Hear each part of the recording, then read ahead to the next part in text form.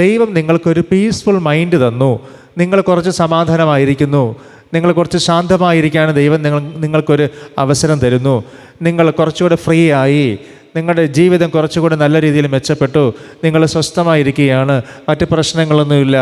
അങ്ങനെ ഇരിക്കുമ്പോൾ നിങ്ങൾ ദൈവിക കാര്യങ്ങളോട് കൂടുതൽ അടുത്ത് വരണം. അതാണ് ദൈവം ദാവീദിലൂടെ പറഞ്ഞു തരുന്നത്. പക്ഷേ പ്രശ്നങ്ങൾ മാറുമ്പോൾ, തടസ്സങ്ങൾ മാറുമ്പോൾ, രോഗങ്ങൾ മാറുമ്പോൾ, ജോലി കിട്ടി പ്രാർത്ഥിച്ച് കഴിയുമ്പോൾ, മക്കൾക്ക് വേണ്ടി ഒരു അനുഗ്രഹം കിട്ടാതിരുന്ന് അതെല്ലാം നടന്നു കഴിയുമ്പോൾ, അത് കഴിഞ്ഞ് ദൈവിക കാര്യങ്ങളോട് അകൽച്ചയുണ്ടാകും.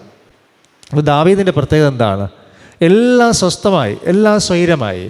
പക്ഷേ അപ്പോൾ ദാവീദ് പറയുകയാണ്, എനിക്കൊരു ദൈവത്തിന് വേണ്ടി എന്തെങ്കിലും ചെയ്യാനായി ആഗ്രഹമുണ്ട്. അപ്പം ദൈവം നിങ്ങളെ സ്വസ്ഥമാക്കിയിട്ടുണ്ട് എങ്കിൽ നിങ്ങൾ ആഗ്രഹിക്കേണ്ടത് നിങ്ങളെ കൊണ്ട് ദൈവത്തിന് എന്തോ കാര്യം ചെയ്യാനായിട്ടുണ്ട്. അതെന്ത് ചെയ്യുക?